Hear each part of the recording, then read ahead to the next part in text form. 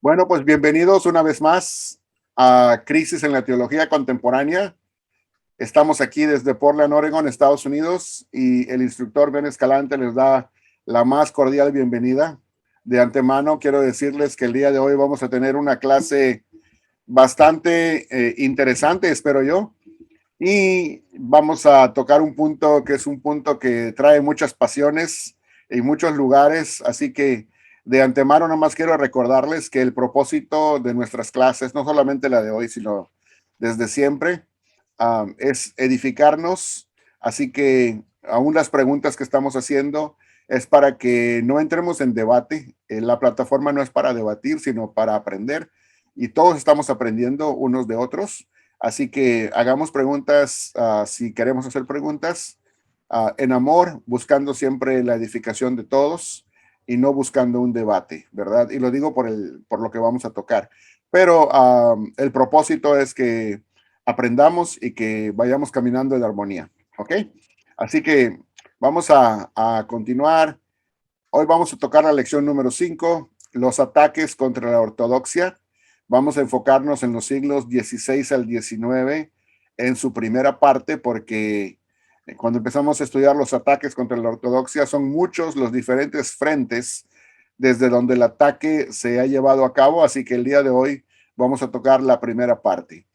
Y también quiero decirles que en la parte introductoria de la sesión del día de hoy, vamos a tocar una última parte de lo que es el desarrollo de, por así decirlo, la controversia entre lo que es el movimiento calvinista y el movimiento arminiano que se dio justo después de que aparece la Reforma Protestante. Y esa parte a la que yo me refería hace un rato. Y vamos a tratar de hacerlo de una manera ecuánime, con cordura, tratando de seguir la prudencia y sobre todo la palabra de Dios. Así que vamos a iniciar. Hemos visto ya en clases anteriores lo que fue el Concilio de Orange, en donde estudiamos lo que era el semi-agustinianismo. Vimos todos los postulados y vamos a continuar con este tema porque volvió a surgir en la época del siglo XVI y el siglo XVII, y vamos a estudiar esto de una manera no profunda, pero sí de una manera en cierto detalle para que podamos entender los postulados de cada una de las dos posturas teológicas. Dice, la teología de los reformadores evangélicos se dividió a sí misma en dos grandes campos. Uno, la teología calvinista, y dos, la teología arminiana. En cuanto a la teología calvinista, tenemos lo siguiente. Juan Calvino había seguido la pauta de Agustín de Hipona. Según Agustín, el hombre era tan malo que la única manera de explicar cómo se llegaba a la salvación era porque Dios lo decidía así, por su pura gracia. La salvación depende enteramente de la predestinación hecha por Dios. Y la doctrina calvinista está contenida en 5 postulados básicos, que muchos quizás los conozcan o quizás recuerden este acróstico que es TULIP, y esto es por sus siglas en inglés, ¿verdad? TULIP, que es la inicial de la primera palabra con la que se inicia cada una de las frases que identifican los 5 postulados básicos. Ya traducido esto al castellano, vamos a ver cuáles son. El primero es incapacidad total del hombre. El ser humano no puede tomar la iniciativa en cuanto a buscar a Dios o buscar o procurar su salvación. 2. La elección incondicional, o también se puede describir como predestinación particular. Y aquí estamos tratando de decir lo siguiente: de unos para salvación y de otros para condenación. O sea que hay una predestinación incondicional. Y luego tenemos el punto número 3, expiación limitada. Cristo murió solo por los predestinados a ser salvos. Obviamente, si murió solamente por los predestinados, quiere decir que no murió por todos. 4. La gracia es irresistible. Esto quiere decir que el ser humano a quien Dios otorga la gracia recibirá la salvación, no puede resistirla. O sea, este ser humano que viene de la incredulidad a creer en Cristo, es a lo que se refiere, a ese paso inicial de fe hacia la conversión.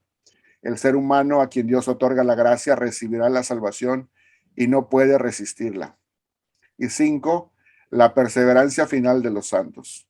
Y aquí lo que se indica con ello es que hay una seguridad eterna incondicional. Muchos han acuñado una frase para referirse a este punto de una manera popular que significa, o le dicen de esta manera, una vez salvo, siempre salvo, queriendo dar a entender este punto. Si eso es correcto o no, bueno, eso es debatible, pero nada más quiero decir que es a eso a lo que se refieren cuando hablamos de la perseverancia final de los santos. Ahora vamos a lo que es la descripción de la teología arminiana, que es la contraparte o el contrapeso de esta teología calvinista.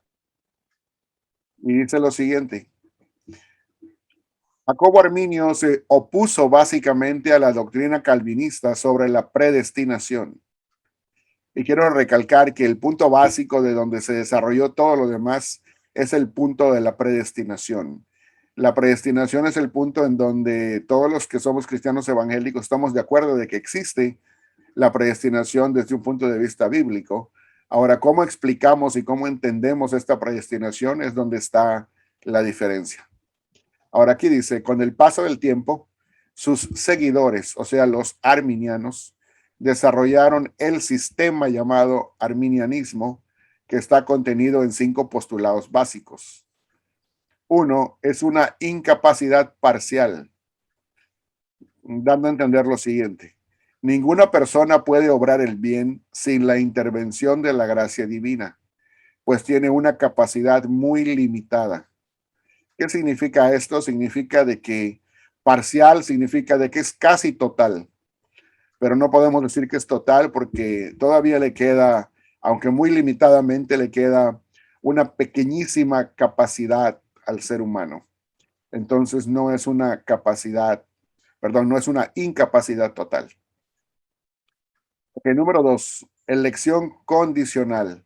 Y esto es sobre la base del previo conocimiento que Dios tiene.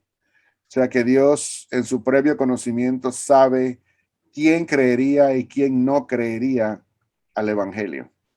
Número 3, expiación universal. Cristo murió por todos los seres humanos, pero la expiación está limitada por la fe particular del individuo. O sea que aquí se enseña que Cristo murió por todos, pero que solamente los que ejercen fe reciben esa salvación. 4, una gracia que sí es resistible. Esta gracia puede ser resistida y hecha ineficaz por la perversa voluntad de un pecador al rechazar el regalo de la gracia. Y eso es en cuanto a la oferta del Evangelio.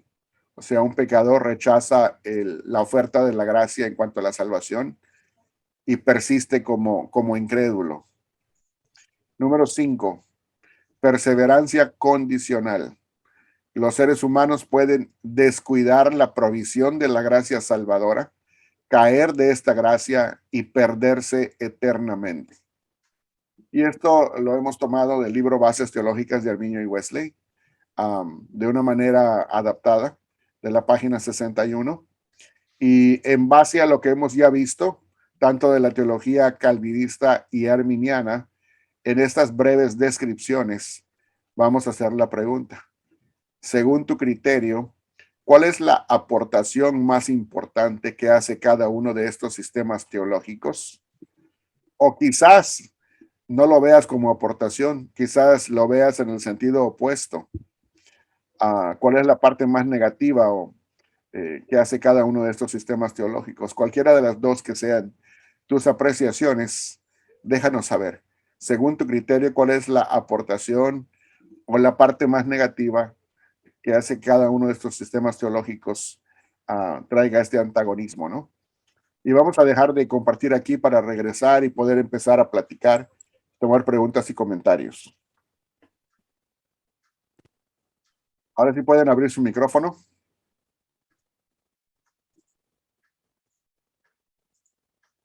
¿Alguna pregunta o comentario al respecto?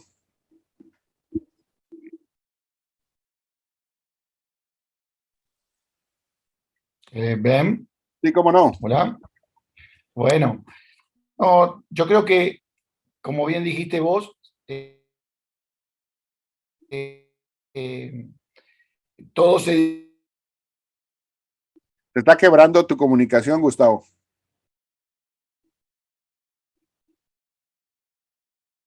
Se detuvo y ya no pudimos oírte.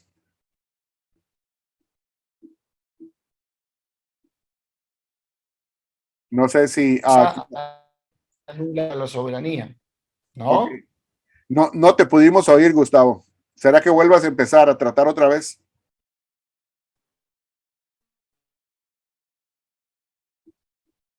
O no sé si gustes desconectarte y volverte a conectar, que aquí estamos, no nos vamos a ir, para ver si sale bien tu conexión. Vamos a darle tiempo a Gustavo para que arregle esa parte y alguien más, no sé si tenga alguna pregunta o comentario mientras él regresa. Sí, hermano Fernando, ¿tiene alguna pregunta? ¿El molinismo está entre estas dos posturas o Ah, directamente arminianismo? bueno, el molinismo, para empezar, ¿verdad? Hay que definir qué es el molinismo, que es la postura llevada a cabo por Jesús de Molina. De ahí que es una postura. Bueno, una cosa que hay que decir es que hay varias posturas, como el molinismo, esa es una, el tomismo es otra, luego tenemos la postura de los agustinos, ¿verdad? Y así sucesivamente, a los ligorianos es otro tipo de postura que también existe. Esas posturas existen dentro del campo católico romano. Y el molinismo es la postura de los jesuitas. ¿Por qué? Porque Jesús de Molina, que fundó los jesuitas como la orden católica, ellos tienen este punto de vista de Jesús de Molina, que es el molinismo. Y sí, es más que todo, es un semipelagianismo, el de, el de Jesús de Molina, ¿verdad? Se lo podemos considerar de esa manera, usando términos protestantes para definir un tipo de enseñanza católico romana, ¿verdad? Claro que el molinismo tiene sus matices dentro de lo que es la teología católica romana. O sea, no podemos utilizar términos de la Reforma Protestante para definir un movimiento que es netamente católico romano. Pero en lo que cabe, podríamos decir que tiende hacia el semipelagianismo. Gracias, hermano. ¿Cómo no?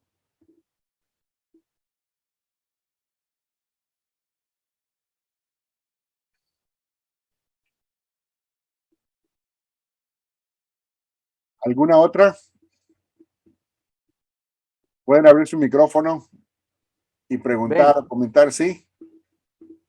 bueno, yo creo que la diferencia básica que resalta a primera vista es el punto extremo del calvinismo, donde hay una seguridad, es decir, si tú ya estás consciente de que estás del lado de los que están predestinados para salvación, pues tú te sientes seguro, mientras que en el otro lado hay una responsabilidad de mantenerte, de obrar correctamente para que no pierdas esa salvación, para que no te salgas del camino. Es decir, que todo radica en la seguridad de la salvación que se tiene, ¿sí? O que se recibe, o con la cual ya se nace, ¿de verdad? Podríamos hablar de eso. Gracias. Sí, gracias, Amos. Estas son las dos diferentes maneras en que el punto de la perseverancia se ha entendido y has hecho un buen comentario respecto a eso. Hoy día vamos a tomar un punto de vista, porque vamos a avanzar y vamos a tratar de postular una vía media que es diferente a cualquiera de las dos vías que hemos visto. Y cuando digo vía media, es que vamos a tratar de postular algo diferente a lo que se ha sistematizado. Lo que nosotros vimos hace un rato son dos sistemas ya completos. O sea, lógicamente hacen lógica desde un punto de vista y hacen lógica desde el otro punto de vista, porque traen diferentes premisas filosóficas y también traen diferentes puntos de vista bíblicos, obviamente, ¿no? Pero, porque ambos tratan de basarse en la Biblia, ambos puntos de vista. Ahora, el punto que vamos a tratar de postular un poco más adelante, lo vamos a ir definiendo porque cuando una persona cree en la perseverancia final o en la seguridad eterna, no necesariamente tiene que verse desde el punto de vista de lo que es el calvinismo. Hay quienes creen en la seguridad eterna y no son calvinistas. Entonces, eso también lo vamos a explicar el día de hoy.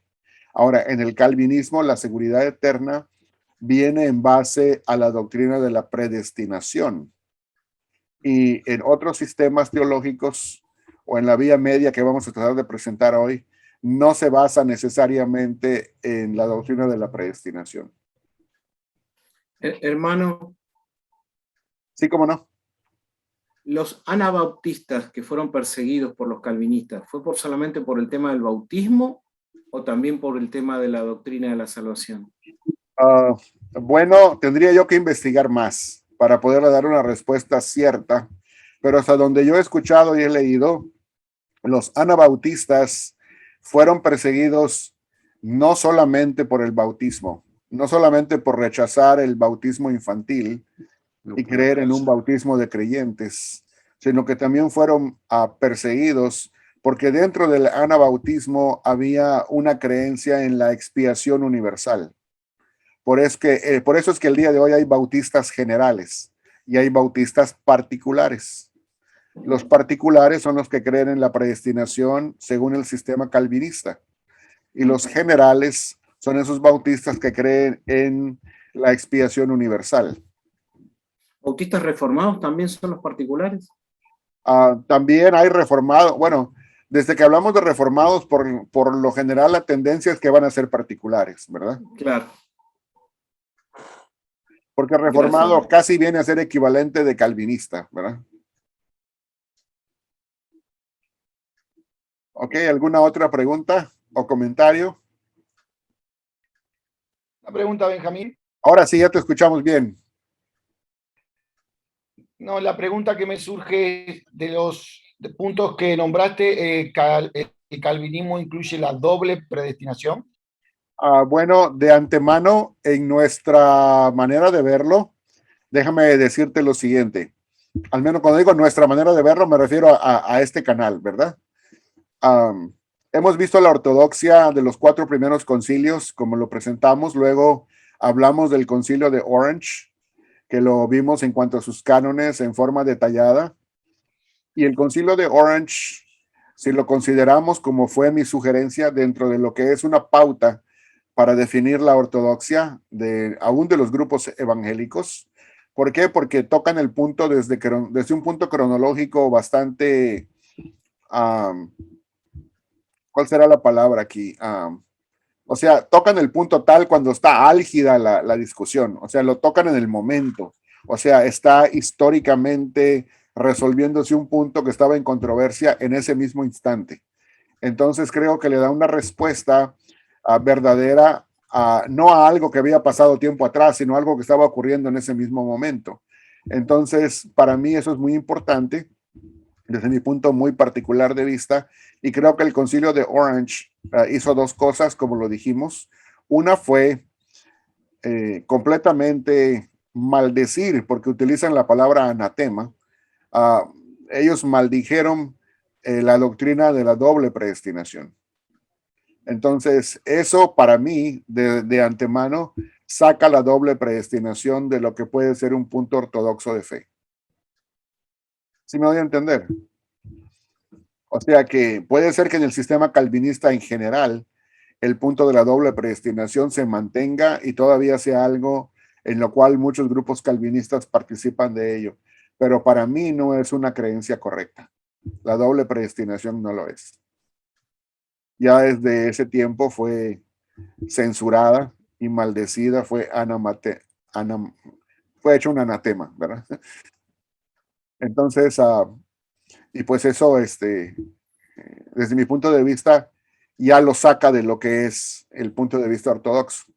Ahora, yo sé que después de ese concilio de Orange, Han habido diferentes brotes de la doctrina de la doble predestinación y hay personas que puede ser que se adhieran a eso, pero desde mi particular punto de vista no es bíblica y es una reflexión meramente especulativa y es una especulación filosófica desde mi punto de vista, ¿verdad? Que es en lo que cayó Agustín para poder encontrar diferentes respuestas a su postura, ¿verdad? Pero que no es necesariamente bíblica. Ahora, en cuanto a la otra cosa que quería mencionarte, es que no solamente está fuera de lo que es la ortodoxia, sino que conforme vamos analizando el punto, que hoy lo vamos a tratar de hacer de un punto más bíblico, vamos a ir consultando ciertos pasajes, vamos a ver cómo la misma Biblia va a ir definiendo los términos y le va a dar un contorno general al punto para que podamos tenerlo como punto de referencia, ¿verdad? Hay cosas que dentro del plan de Dios no están reveladas, porque Dios no las reveló de esa manera para nosotros, y hay otras cosas que sí. Entonces, en cuanto a esto, vamos a tratar de seguir esta pauta. Donde la Biblia habla, hablamos, y donde la Biblia calla, callamos. ¿Qué les parece? O sea, especular no nos va a llevar a nada, no nos va a llevar a nada positivo, ¿verdad? Podemos especular todo lo que queramos, pero no se trata de especular, ¿verdad? Sino hablar donde la Biblia habla y callar donde la Biblia calla. Ahora vamos con Amos, que tiene una pregunta o comentario. Nosotros, que ya vimos el concilio de Orange y el semiagustinianismo expresado en dicho concilio, mi pregunta es, para los reformadores, ¿ellos consideraban ortodoxia este resultado de este concilio de Orange? ¿Estaban enterados de este concilio? ¿Lo ignoraron? ¿O qué pasó? ¿Por qué no lo tomaron en cuenta? Ok, muy buena pregunta, buenísima pregunta. Yo creo que el concilio de Orange era algo que sí conocían los reformadores, sí lo conocían conceptualmente e intelectualmente, desde mi punto de vista. Pero el problema no era ese. El problema es que tú puedes saber algo, pero cuando tú entras en batalla y tú entras en conflicto directo 1000 años después con la jerarquía católica romana, que traía otro énfasis, que ya se había hecho semipelagiana en la práctica, aun cuando, y en doctrina, ¿verdad? Aun cuando la misma Iglesia Católica Romana había reconocido el Concilio de Orange 1000 años con anterioridad, cuando al paso de esos 1000 años se ha ido deteriorando ese punto de vista doctrinal, se cae de nuevo en un semipelagianismo y los reformadores tratan de recuperar la doctrina de la gracia tal y como debe de ser. Es obvio que ante una prédica y a una práctica semipelagiana abierta, basada en los méritos que predicaba la Iglesia Católica, tanto era así que conocemos que se predicaba sobre las indulgencias, ¿verdad? Y fue Johann Tetzel con ese tipo de prédica de indulgencias en base al semipelagianismo católico romano que se tenía en la práctica en aquel tiempo de la Reforma. Fue eso lo que hizo que se derramase la gota del vaso y que Martín Lutero entonces clavara las 95 tesis. Ahora, tenemos que recordar que Martín Lutero, ¿por qué te digo que él sí sabía esa postura semi-agustiniana? Porque él era un monje agustino o agustiniano, ¿verdad? Entonces, él conocía muy bien la postura de Agustín. Entonces, lo que él hizo al tratar de contrarrestar el semipelagianismo que ya estaba en la práctica presente en sus días y en base a eso se predicaban las indulgencias, entonces, al reaccionar en contra de ello, reaccionó de una manera sobreenergizante. O sea, reaccionó demasiado en contra de ello. Ahora, quiero decir algo que es muy importante. Les recomiendo que lean el libro Escogidos en Cristo en la segunda parte, en la parte histórica. Ese libro ya se los he enviado, porque hay el autor de Escogidos en Cristo, José M. Martínez, en ese libro, cuando uno lee toda la sección histórica, que es la segunda parte del libro, tiene una cosa muy, muy interesante y muy importante que él dice que es necesario que todos investiguemos. Él dice, muy poca gente sabe y reconoce en la historia que hubieron dos Martín Luteros.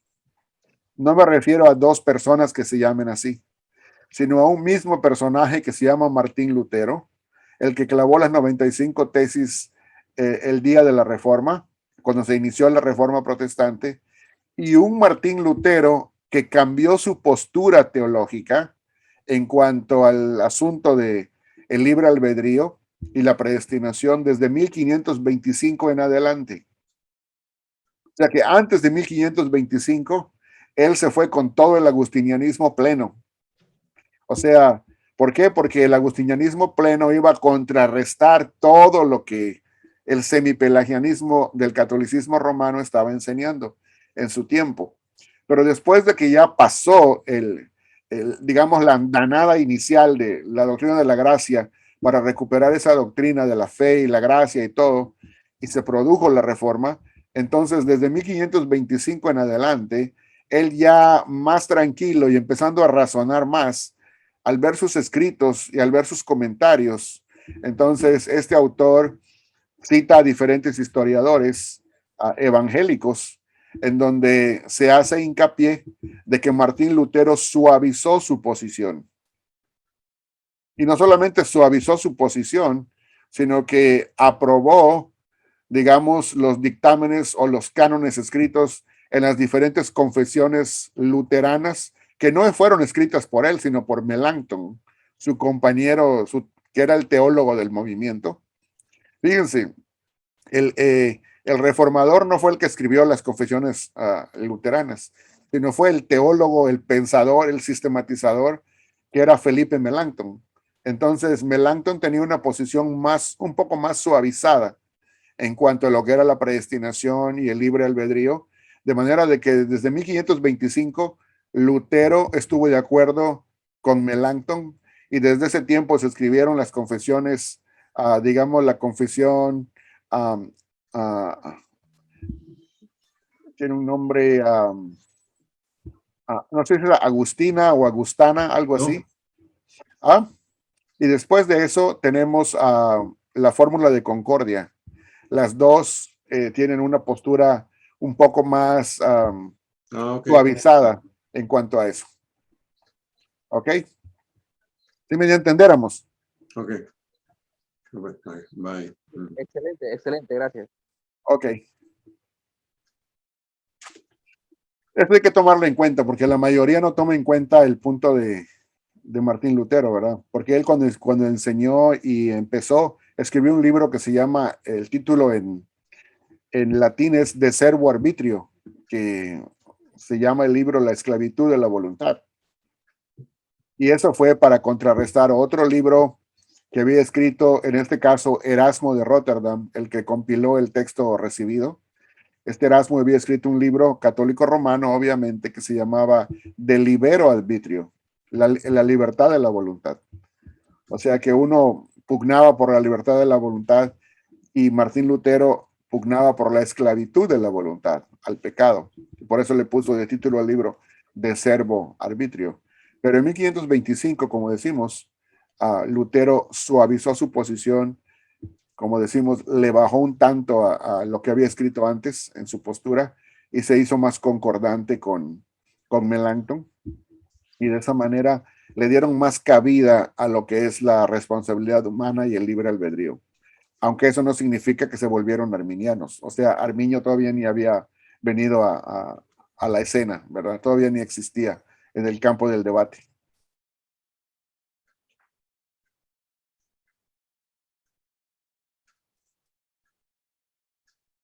Bien, ¿en qué página dices que está lo histórico de Escogidos en Cristo? Permítame un segundo.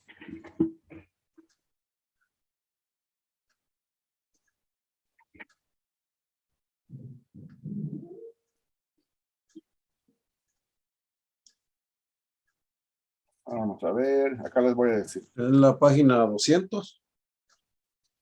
Sí, claramente marca la segunda parte. Sí, en la página 200. Sí, ¿verdad? Ujú, ujú.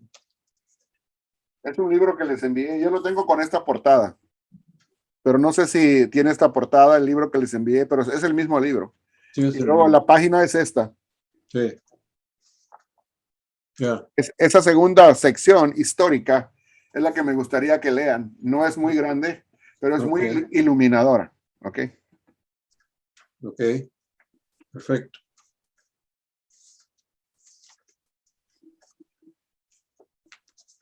Ok, ¿alguna pregunta más? Sí, David. Nada más como comentario, hermano. Bueno, yo no sé mucho de esto de calvinismo y arminianismo. Yo le decía a unos hermanos que yo leyendo la Biblia como que me decanto más por el arminianismo, ¿no? Aunque no conozco toda la doctrina en sí, sino que me doy cuenta más o menos que esa ha sido como mi postura leyendo la Biblia.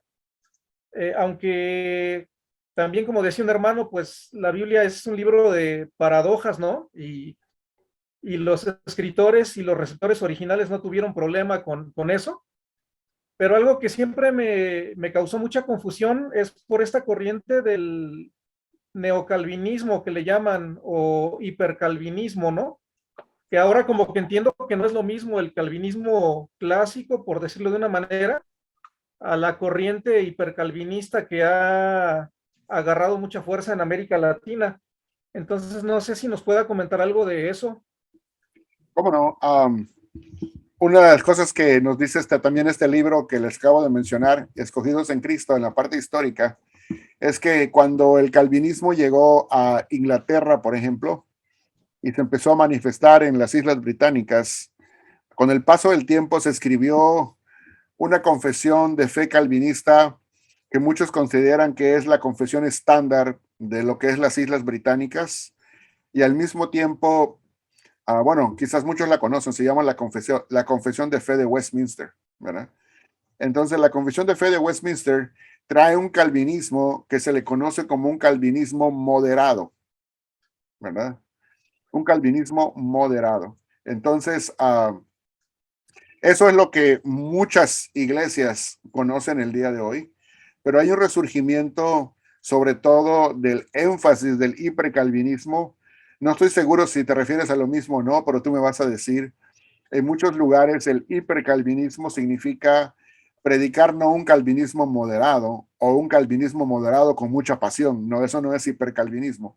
Hipercalvinismo significa predicar la doctrina de Calvino sin la exclusión de la doble predestinación. O sea que el hipercalvinismo enfatiza la doble predestinación y predica todo eso con todas sus consecuencias, ¿verdad? Entonces, la doble predestinación es lo que se conoce como hipercalvinismo, ¿verdad?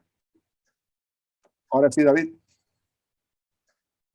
Perdón, perdón. De hecho, hay un hermano que ha hablado acerca de esto, de esta corriente, y algo que él dice es que, bueno, dice, si Calvino viviera en estos tiempos, posiblemente hubiera promovido que mandaran a la hoguera a muchos que dicen que son calvinistas, ¿no?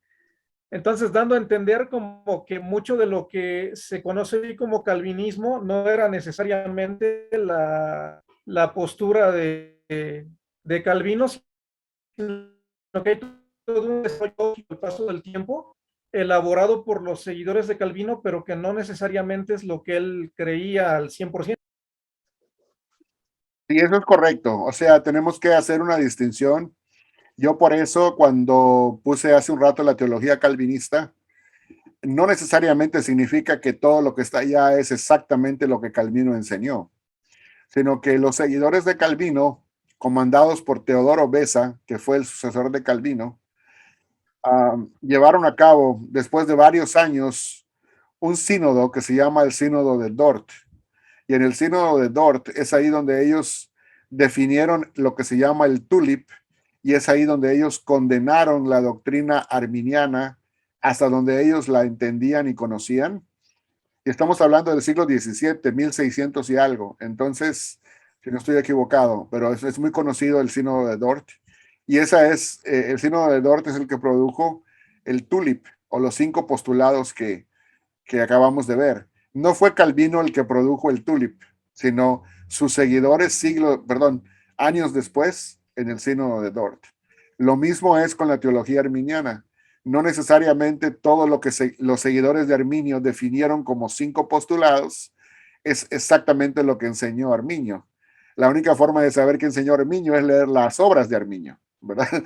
Pero los remonstrantes, como se conocen, o los protestantes que protestaban en contra de la predestinación, que produjeron el arminianismo, estamos hablando de los seguidores de Arminio ya después de que Arminio había pasado de la escena. Entonces ellos fueron los que continuaron con el movimiento, que se hizo muy popular, y ellos sistematizaron esos 5 puntos. Por eso estamos hablando de los 2 sistemas que produjeron los seguidores de ambos, digamos, reformadores, ¿no? Sí, hermano Alexander, ahora le toca a usted. Es, hermano, allí en el sínodo de Dort, donde estos 5 puntos se unieron. Y a partir de allí es como nosotros lo conocemos, las 5 solas de la gracia. ¿Es así correcto, hermano? Bueno, no podríamos decir las 5 solas de la gracia, pero sí podríamos decir que es a partir de allá en donde podemos conocer el tulip, los 5 postulados de la doctrina calvinista, ¿verdad? Y esta expresión de las 5 solas de la gracia, porque siempre que lo escucho, lo escucho eso con el tulip. Y entonces, y bueno, no es exactamente lo mismo, porque las 5 solas de la gracia, también lo manejaban y lo podían aceptar otros reformadores, aún como Calvino, que tenía diferencias aún Lutero, que tenía diferencias con Calvino. O sea, ambos creían en la sola gracia, ambos creían en el solo Cristo, solo fe, sola escritura, y solo a Dios la gloria, ¿verdad? Pero las minucias, las diferentes maneras de cómo entender cada punto, habían sus diferencias de reformador a reformador. En un sentido general creían en esos 5 puntos. ¿Sí me dio a entender? sí, claro que sí. Ok.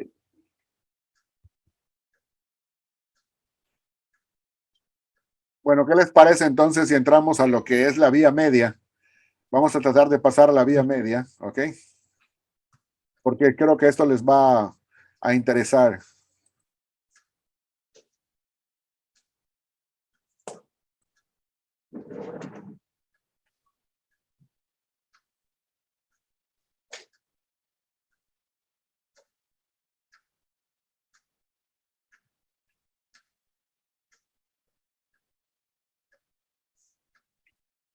Bueno, aquí, hermanos, tienen lo que es las posturas en ambos lados de la pantalla. Pueden encontrar el agustinianismo, que luego se desarrolló en calvinismo, y tenemos los 5 postulados que hemos mencionado: incapacidad total, elección incondicional, expiación limitada, gracia irresistible y perseverancia final.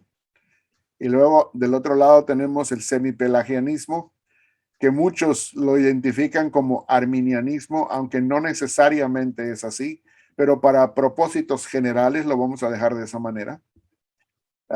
Incapacidad parcial, elección condicional, expiación universal, gracia resistible y perseverancia condicional. Entonces, en la parte del centro tenemos lo que el semi-agustinianismo propuso a través del Concilio de Orange, y lo que su servidor sugiere, después de analizar cuáles eran también el trasfondo de los que postularon esto en el Concilio de Orange. El Concilio de Orange básicamente lo que hace es hablar más que todo de la incapacidad total de una persona y de la perseverancia final de estas personas, de esos 2 temas, aunque la incapacidad total es realmente el tema central del Concilio de Orange. También habla un poco de la perseverancia final, pero realmente no habla de la gracia en cuanto a si es resistible o irresistible. Dijimos que lo mantenía como algo omitido. Y en cuanto a los que eran lo que era lo común en cuanto a lo que se creía y referente a la expiación, es que era una expiación universal, aunque tampoco se toca el punto en el concilio. Ese era el trasfondo de los que llegaron ahí, que creían en una expiación universal. De manera que cuando nosotros llegamos a la vía media, un punto de vista medio, por eso tengo en diferentes colores lo que ustedes pueden ver ahí. Lo que está en amarillo es lo que viene de la parte agustiniana, en esta vía media del semi-agustinianismo. Se toma la incapacidad total y también se toma la perseverancia final como las dos cosas con las cuales contribuye el agustinianismo.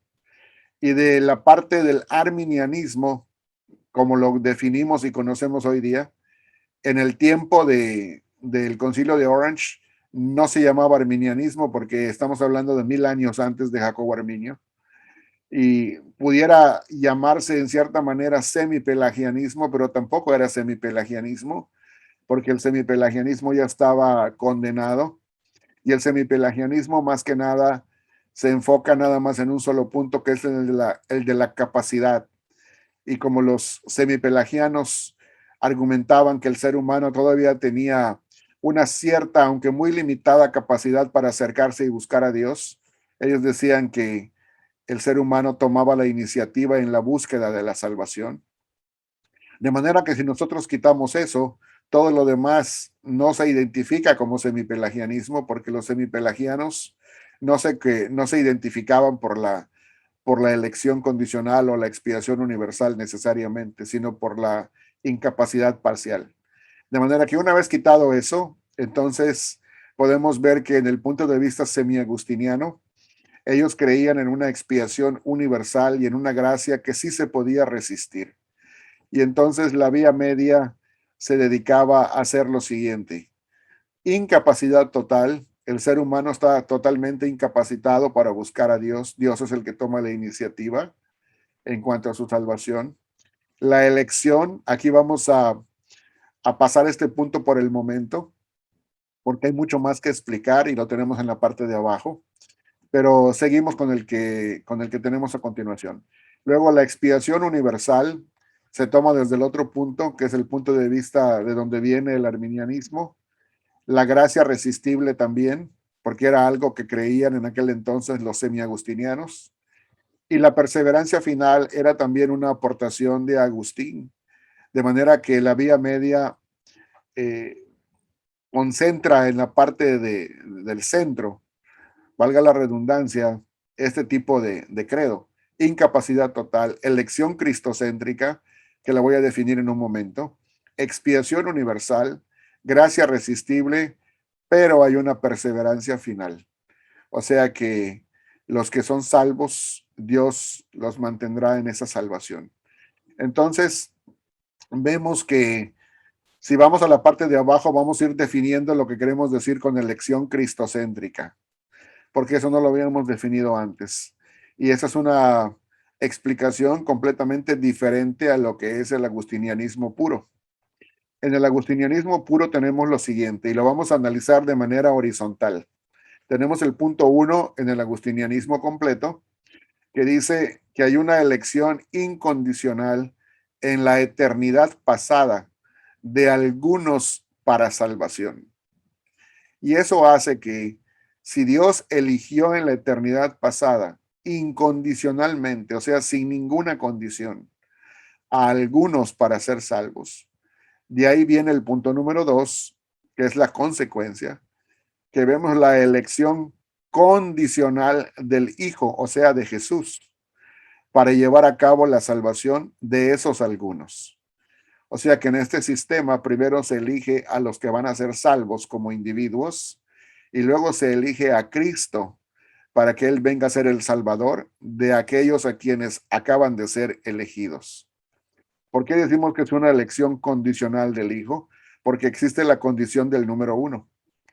O sea que Cristo no es lo primero en este caso, sino que es el punto número 2. Después del punto número 1, que es la elección incondicional de ciertos individuos para ser salvos. Esa es la condición para que el número 2 pueda venir a llevarse a cabo.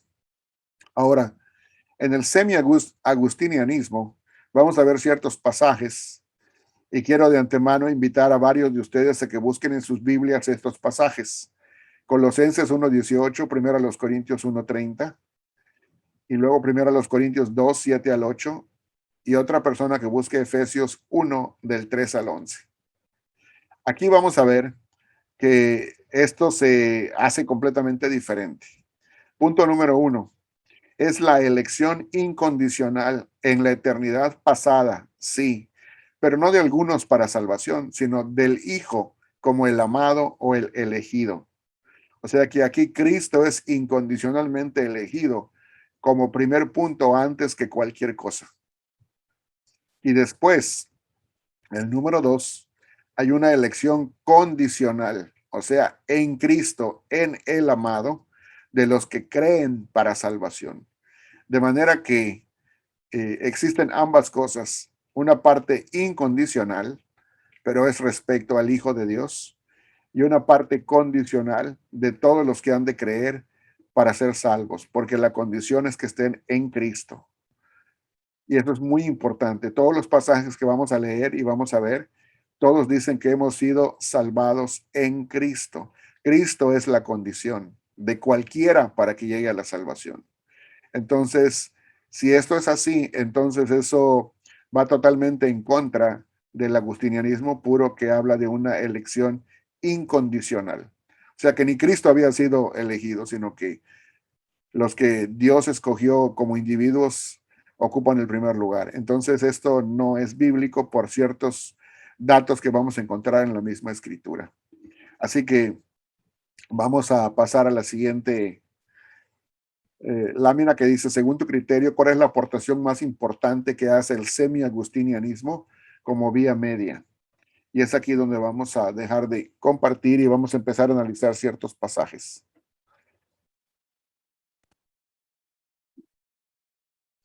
¿Pueden abrir su micrófono ahí?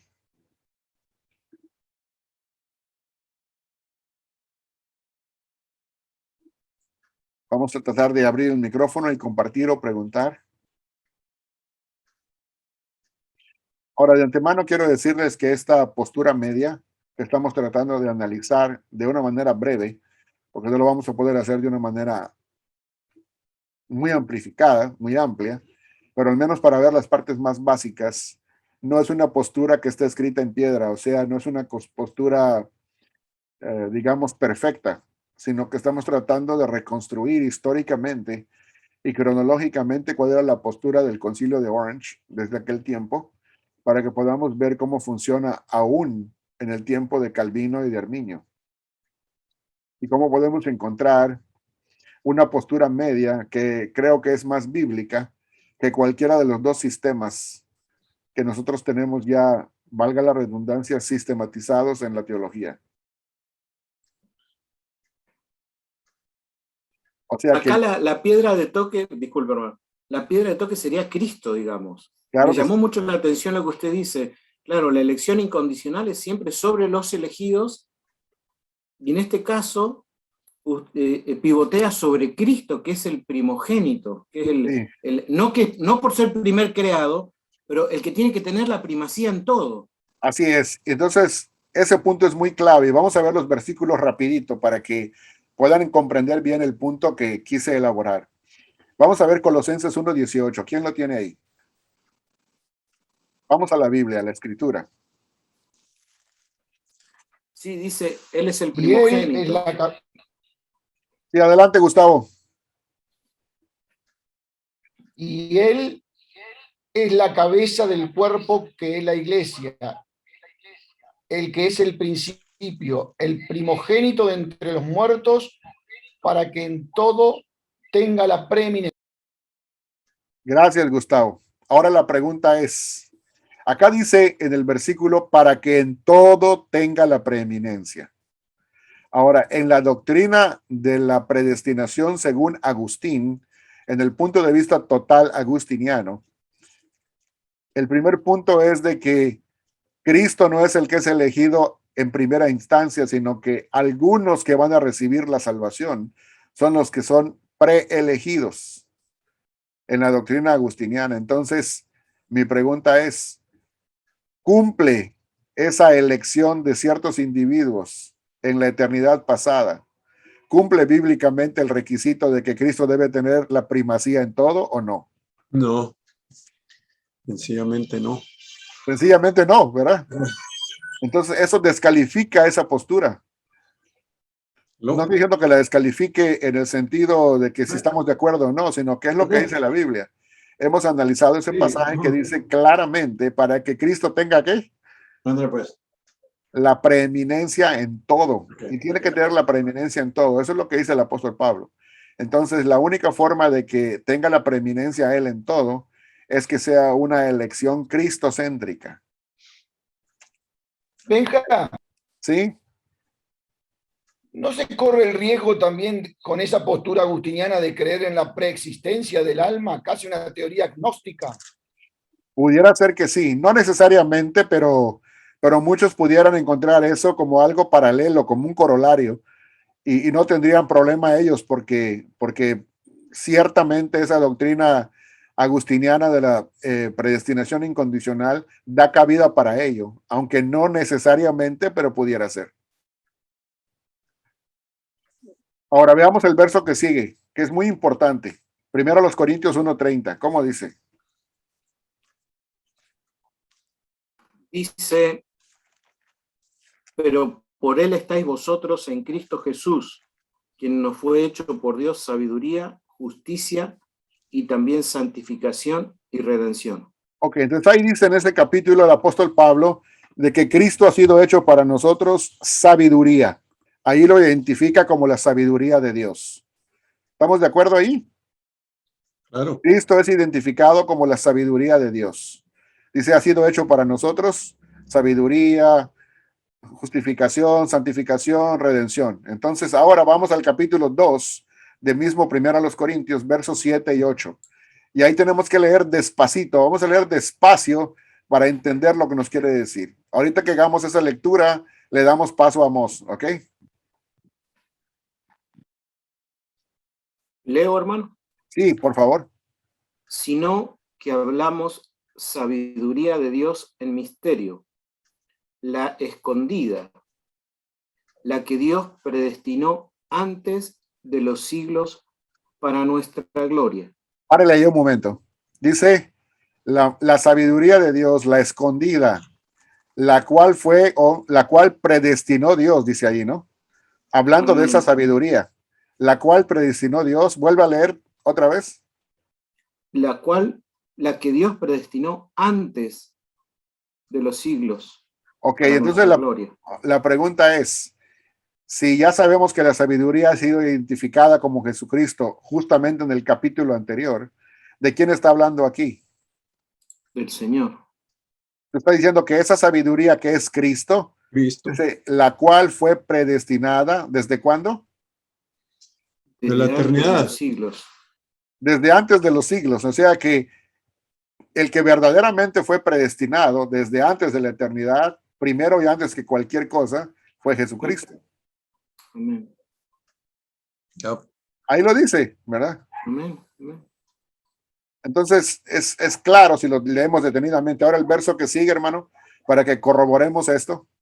La cual ninguno de los gobernantes de este siglo conoció. La cual sabiduría, ¿verdad? No, ninguno lo conoció. Porque si la hubieran conocido, nunca habrían crucificado al Señor de la gloria. Ahí está claro, ¿no? O sea que el Señor de la gloria es equivalente a la sabiduría de Dios. Y esa sabiduría de Dios fue predestinada desde antes de los siglos, para que en todo Él tenga la preeminencia. Entonces, Él fue el primero en ser predestinado. Ahora sí, ya que nosotros podemos ver que Él fue predestinado en primera instancia, entonces cualquier otra predestinación que ocurra tiene que ser en Cristo, en quien ya está predestinado, ¿verdad? O sea que Cristo no vino a cumplir la predestinación de nosotros, sino que nosotros venimos a ser predestinados en Cristo, quien fue predestinado antes que nosotros para llevar a cabo el plan de Dios en nuestro favor. ¿Sí nos damos cuenta de eso?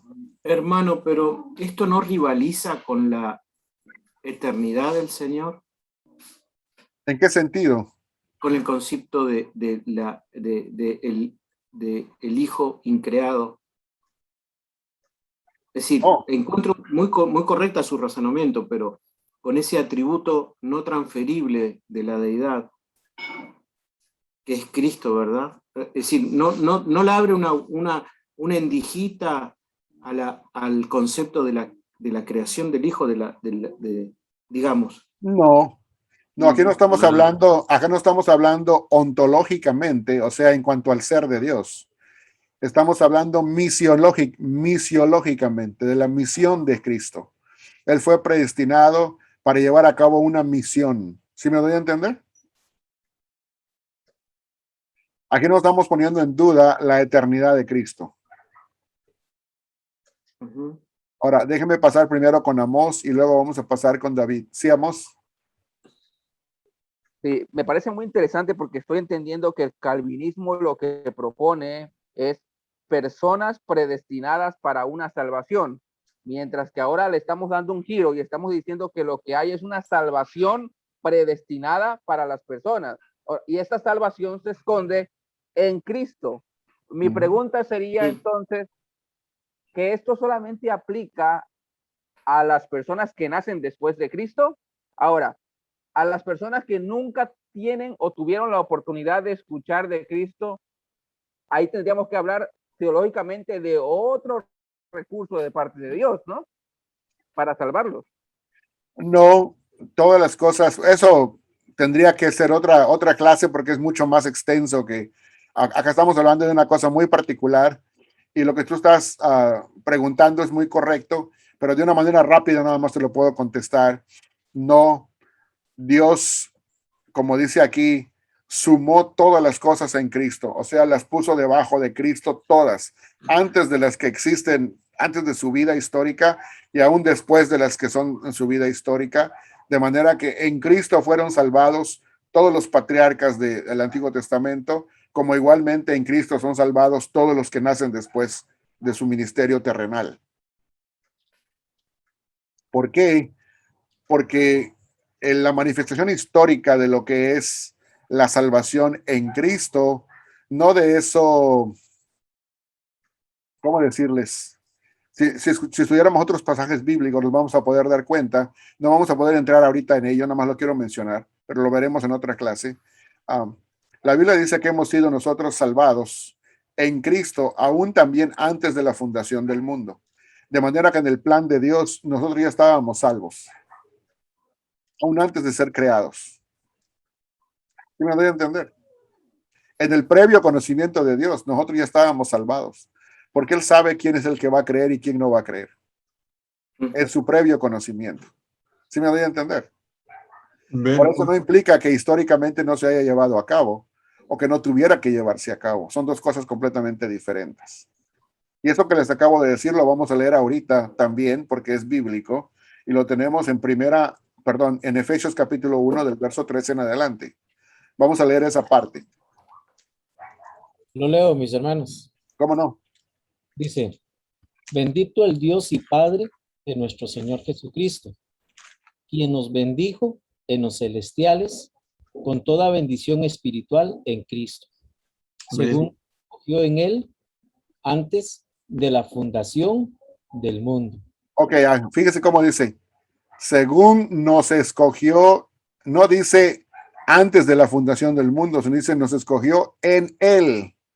Él es la condición, por eso es cristocéntrica la predestinación. Si deja de ser cristocéntrica, entonces se vuelve meramente agustiniana, pero eso no significa que sea bíblica. Es netamente agustiniana, pero no bíblica. Entonces, tiene que ser cristocéntrica, porque Él tiene que tener la primacía. Ahora, dice que nos escogió en Él. ¿Cuándo? antes de la fundación del mundo. O sea, desde antes de la fundación del mundo, Él ya nos había escogido, ¿verdad? Ahora, con la condición que Cristo es. Ahora, siga, hermano. Para ser santos y sin mancha delante de Él en amor, cuando nos predestinó para adopción, para sí mismo, por medio de Jesucristo, según la complacencia de su voluntad, para alabanza de la gloria de su gracia, que nos concedió gratuitamente en el amado. En él tenemos la redención por su sangre, la liberación de los delitos, conforme a la riqueza de su gracia, que hizo sobreabundar para con nosotros en toda sabiduría e inteligencia, dándonos a conocer el misterio de su voluntad, según su complacencia que se propuso en sí mismo. Ok, ahí nos dice que nos dio a conocer el misterio de su voluntad y nos lo está dando a conocer a través de los apóstoles y profetas, o sea, que es Pablo y los demás del tiempo de él en el primer siglo. Él está hablando de su tiempo y dice, sí, esto antes no se sabía, pero yo lo estamos dando a conocer. El hecho de que no se sabía antes de una manera abierta y plena no quiere decir que no se haya realizado en el consejo de Dios. O sea que puede ser, lo que quiere dar a entender es esto, puede ser que Abraham, Noé, todos ellos no conocían todas las minucias y pormenores del evangelio como las conocemos hoy, manifestadas históricamente en Cristo, pero eso no significaba que no creían en Jesús desde el punto de vista mesiánico, porque ellos creían en la palabra de Dios y esa palabra era el mismo verbo que hablaba con ellos. Entonces, si el mismo verbo que hablaba con ellos es en quien tenían fe, entonces es en el mismo personaje. Que no se haya manifestado en la cruz históricamente, eso es una cosa completamente aparte, porque en el plan de Dios ya estaba hecho. Sí, hermano David. Por eso que algunos hablan de un protoevangelio y algunos, por ejemplo, Pedro me parece que habla del Espíritu de Cristo que estaba en los profetas apuntando, ¿no? Aquel que iba a dar la redención. Entonces, bueno, algunos teólogos consideran que el Espíritu de Cristo estuvo anunciando el Evangelio desde antes, ¿no? Desde antes que Jesucristo viniera a la tierra. Y algo que me llama mucho la atención aquí en la nueva traducción viviente, el pasaje de 1 Corintios 2. Ajá. Hijo. Dice, la sabiduría de la que hablamos es el misterio de Dios, su plan que antes estaba escondido, aunque Él lo hizo para nuestra gloria final, aún antes de comenzara el mundo. Y Pablo en otra de sus cartas dice que el misterio escondido en las generaciones pasadas, dice, es Cristo en ustedes, ¿no? Y habla de Cristo salvando a los gentiles. Entonces Él es el misterio, la sabiduría y el poder de Dios, dice, para salvación. Y sí habla de que Cristo estuvo obrando. De hecho, bueno, a lo mejor no tiene que ver, pero Judas nos habla de que Cristo mismo fue el que liberó a Israel de Egipto y contra el que se rebeló el pueblo en incredulidad. Entonces Cristo estaba ya obrando su salvación desde antes de venir a este mundo, ¿no? Yo lo entiendo así, no sé si estoy en lo correcto. Así es, está orando la salvación históricamente en ciertos aspectos, pero espiritualmente, si nosotros leemos, por ejemplo, el capítulo 11 del libro de los Hebreos, ahí podemos ver cómo dice el Salón de la Fama de la Fe. Por fe hicieron esto, por fe hicieron aquello, por fe, en fin, todo lo que hicieron era en vistas a la fe que tenían. Y segundo, afirma también que todo lo que hicieron, dice, no recibieron el cumplimiento de la promesa en su vida. Pero al decir no recibieron el cumplimiento de la promesa no se refiere a no recibieron la salvación, sino se refiere no recibieron la glorificación de la resurrección en vida, esperando por nosotros para que conjuntamente todos podamos recibir de esa glorificación de la resurrección como un mismo cuerpo para cuando Cristo venga por segunda vez. Entonces, es importante que reconozcamos que aunque lo que se hace en el plan de Dios desde la eternidad, desde los siglos antes pasados, en la eternidad pasada, lo que nosotros vemos en las escrituras es la revelación histórica de ese maravilloso plan. Y lo único que estamos tratando de decir ahorita, no podemos entrar en todos esos detalles porque la clase no es nada más para eso. Lo único que estamos tratando de hacer es corregir el orden en que se identifican esas dos cosas.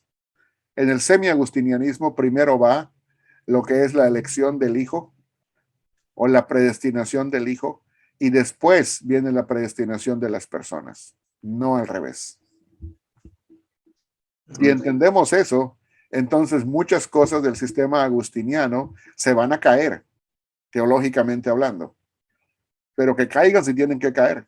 Como también cuando vayamos a otra parte, si hay cosas del sistema teológico arminiano que tienen que caer, que caigan si tienen que caer. Pero tenemos que ceñirnos a la escritura, ¿no? Hermano, me surge una pregunta en el último texto que hemos leído. Dice, según nos escogió en él antes de la fundación del mundo, para ser, ¿verdad? Sí, me surge esta pregunta.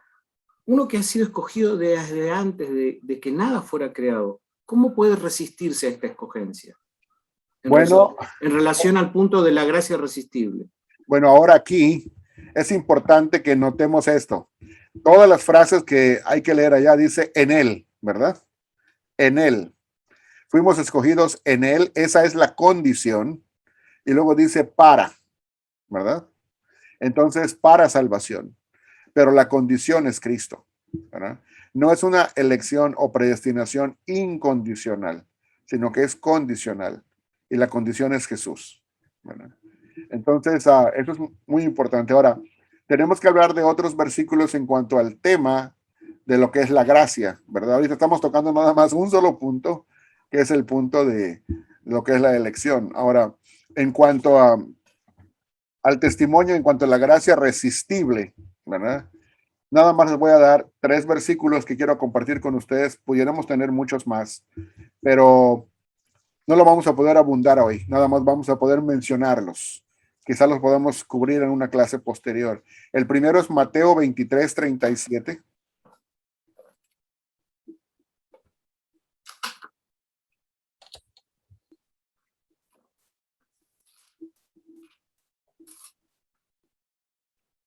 Otra persona que busque Hechos 7:51. ¿Cómo dice ahí Mateo 23:37? Dice, Jerusalén, Jerusalén, la que matas a los profetas y apedreas a los que han sido enviados, ¿cuántas veces quise juntar a tus hijos como la gallina junta sus polluelos bajo las alas y no quisisteis?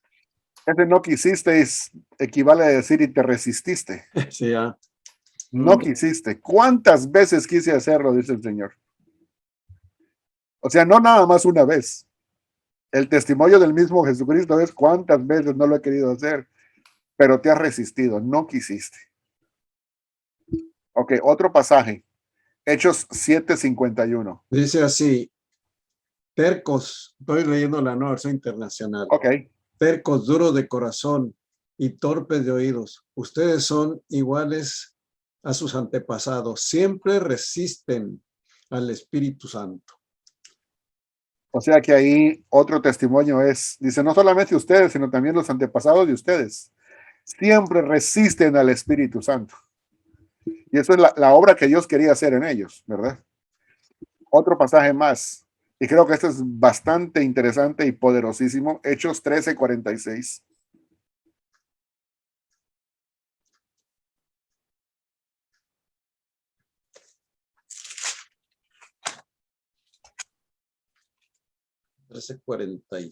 Entonces Pablo y Bernabé, adelante. hablando con denuedo, dijeron, a vosotros a la verdad era necesario que se os hablase primero la palabra de Dios, mas puesto que la desecháis y no os juzgáis dignos de la vida eterna, he aquí nos volvemos a los gentiles. Escuchen eso.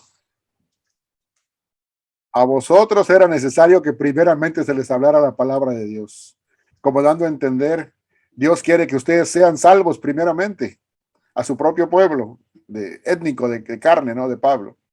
Y luego dice, pero ya que vosotros mismos la desecháis y vosotros mismos os juzgáis indignos de la vida eterna, nos vamos a los gentiles. La nueva versión internacional dice, la rechazan. Ajá. Entonces, el testimonio bíblico es ese. Ahora la pregunta es, ¿pero cómo puede ser posible? Bueno, yo no sé si alguien puede explicar cómo puede ser posible eso, ¿verdad? Eso es hablar ya de la parte emocional, de la parte volitiva, de la parte interna del ser humano, en cuanto a lo que ocurre cuando el ofrecimiento de salvación llega a una persona. Lo que sí podemos saber es el testimonio bíblico que dice que el llamamiento vino y la gente se resistió. ¿Estamos de acuerdo en esa parte? Claro. El llamamiento a las personas, ahí nos dice que vino a predicar. De hecho, lo que el apóstol Pablo nos dice da a entender lo siguiente: a vosotros era necesario que se les predicara la palabra de Dios como testimonio a ustedes, como diciendo, queriendo Dios salvarlos a ustedes. Pero ya que vosotros mismos se consideran indignos de la vida eterna y la desechan, la resisten, entonces nos vamos a los gentiles. Es como dando a entender qué hubiera pasado, qué hubiera pasado si no lo hubieran resistido, ¿verdad? Ahora, ese rechazo no es absoluto. Digamos, una persona puede rechazar hoy y mientras tenga vida, tiene esperanza. Bueno, eso es otro punto. O sea, y estamos de acuerdo en eso. Yo no tengo ningún problema con eso, ¿verdad? Pero el testimonio aquí es que si cuando una persona se le presenta el evangelio, si esa persona puede rechazar, el testimonio bíblico es que sí. Sí, hermano David. Un pasaje que me llama mucho la atención sobre eso es cuando Pablo le predica a Agripa, ¿no? Y la Biblia dice que algo empieza a pasar en Agripa y Pablo le dice, yo sé que crees, Agripa, ¿no? Yo sé que crees. Y Agripa al final le dice, uff, por poco me persuades, Pablo, a ser un cristiano, ¿no? Ajá. Porque algo había de convicción en Agripa que él rechazó al final. Así es.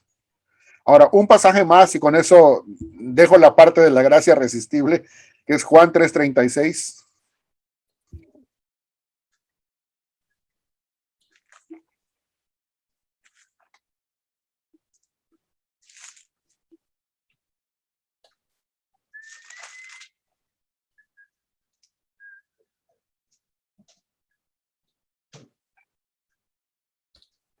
¿Cómo dice ahí? Dice, pero como ya les dije, a pesar de que ustedes me han visto, No, no creen. Juan 3:36. El que No, cree, 3. Ese es. Ajá. el que cree en el Hijo tiene vida eterna, pero el que desobedece al Hijo no verá la vida, sino que la ira de Dios permanece sobre él. Ok, ese desobedecer, digamos, en otras versiones lo traducen diferente, pero desobedecer aquí significa cuando viene la oferta de salvación, que tú crees en el mensaje del Hijo y lo recibes, tienes vida eterna. Pero el que desobedece a ese llamado, el que se rehúsa a creer en Jesús, entonces, y así está traducido en otras versiones, el que se rehúsa a creer, dice.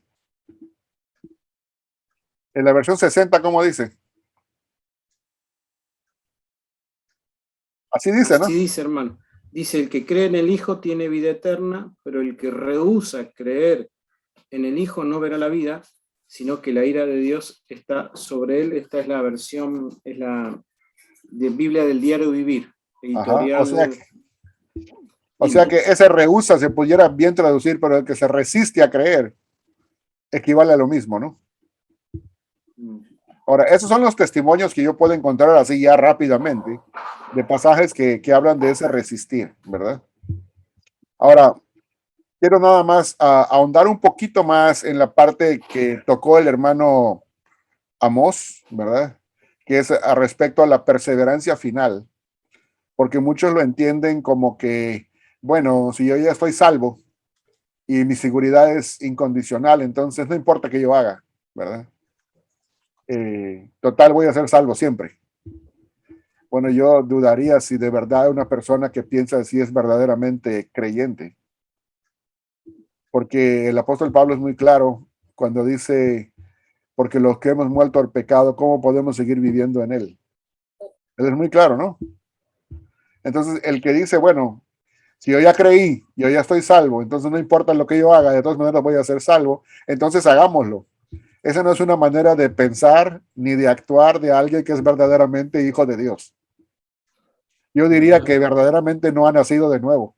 Le falta nacer de nuevo. No hay temor de Dios en él. No hay temor de Dios ahí, ¿verdad? Entonces, ese se ha autoengañado a sí mismo.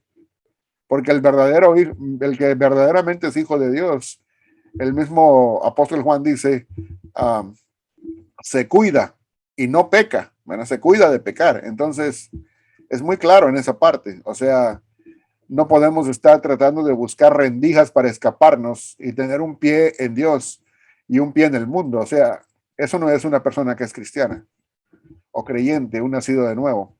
Ahora, yo creo que la forma de poder corregir esto es de que no está hablando tanto de una perseverancia final, porque en el sistema calvinista, esta frase viene del sistema calvinista, que dice que solamente los que perseveran finalmente son los que van a dar prueba o demostración de que verdaderamente eran salvados o predestinados, ¿verdad?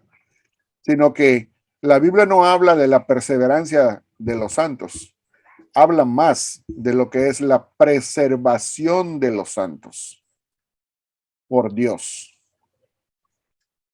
O sea, perseverar es una cosa y otra cosa. No estoy diciendo que la Biblia no mencione eso, no me vayan a malentender. Porque alguien fácilmente puede decir, bueno, es que aquí sí dice que hay que perseverar. No me refiero a eso.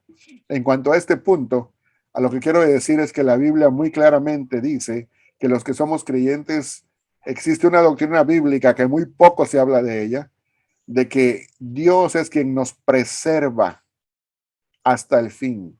La preservación de los santos por parte de Dios. O sea que Dios es el que inició la obra, Dios es el que continúa la obra y Dios es el que termina la obra. Les quiero que vean esos pasajes. Primera de Pedro 1:5.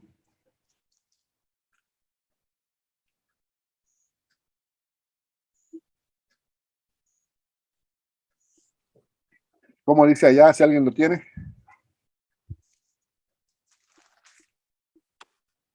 Que sois guardados por el poder de Dios mediante la fe, para alcanzar la salvación que está preparada para ser manifestada en el tiempo postrero.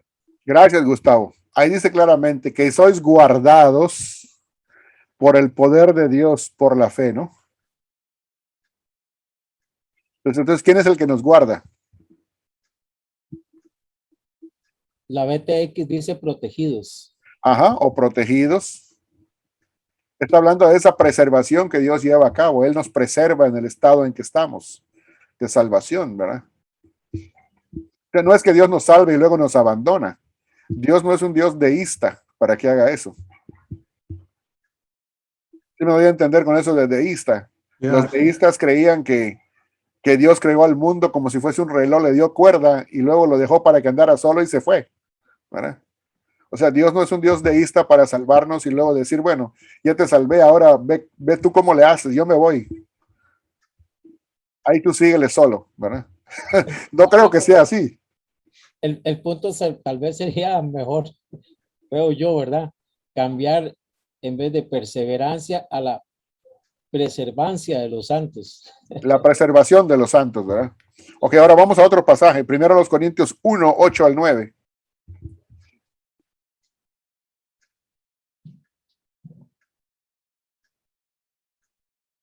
Por eso les dije, tengan su Biblia ya a la mano, ¿verdad? Primera de Corintios, Sí, 1:8-9. leo, el cual también os sostendrá hasta el fin, y prescindibles en el día de nuestro Señor Jesús. Fiel es Dios, por quien fuiste llamados a la comunión de su Hijo Jesucristo. Hasta Señor. allá. Y fíjense cómo dice, fiel es Dios. Le dice, el cual os sostendrá. Así dice, ¿no? Esa era la fe de los apóstoles. Yo no sé por qué no es nuestra fe. O sea, si no estoy diciendo que no debamos de perseverar en las cosas de Dios, claro que debemos. Pero nuestra última llegada al tiempo final, al momento final, antes que todo depende de Dios. Porque la Biblia dice muy claramente en Romanos 1:15, 16 y 17, dice claramente porque el Evangelio, dice porque la justicia de Dios se revela el Evangelio que es por fe y para fe. O como dice otras versiones, que es de fe en fe. O como parafrásticamente pudiera bien decirse, como dice la versión internacional, porque es por fe de principio a fin. Entonces, Dios es el que inicia la obra y Él la perfeccionará hasta su último momento. Dios no nos salva para dejarnos luego solos, sino que nos pone su Espíritu Santo en nosotros. Y ese Espíritu Santo está santificándonos día a día y perfeccionando su obra hasta el día de Jesucristo. Al menos esa es mi fe, no sé cuál sea la fe de ustedes. Dice el apóstol Pablo, yo sé en quién he creído. Entonces, espero que ustedes sepan también en quién han creído, ¿verdad? Entonces, y que no piensen que depende de sus propias fuerzas, sino que depende de lo que Dios hace en nosotros. Ahora, eso no nos exime de la responsabilidad de caminar y poner nuestra voluntad en ello, ¿verdad? Pero el hecho de que digamos, bueno, si nuestra voluntad no está del todo allá, Dios nos va a abandonar, eso no lo creo. Porque la Escritura dice que Él jamás nos va a abandonar, ni nos va a dejar tirados ahí, eso es imposible. Por eso dice ya, fiel es Dios el que nos llamó. Fiel es Dios. Pues tenemos, ven, algo que nos podría ayudar en esto. Por ejemplo, sí me escuchas, ¿verdad? Sí, cómo no. Ok. Por ejemplo, cuando vemos la vida de los discípulos, aún Pedro, cuando se sintió acobardado, negó a Jesús y Jesús nunca lo abandonó, siempre siguió ayudándolo para que creciera y para que se fortaleciera, ¿verdad?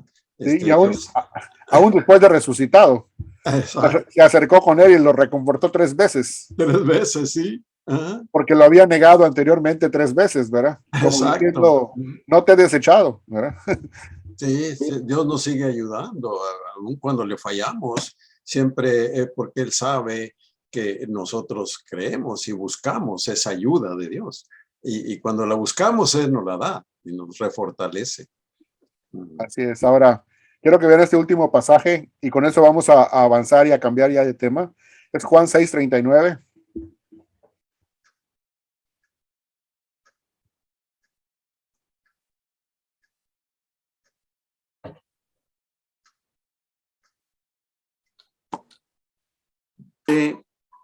Y esta es la voluntad del Padre, el que me envió, que de todo lo que me diere no pierda yo nada, sino que lo resucite en el día postrero.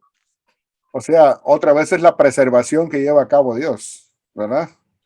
Y esta es la voluntad del Padre, que de todo lo que Él me dio yo no pierda nada, dijo. ¿Ustedes creen que Jesucristo se va a descuidar?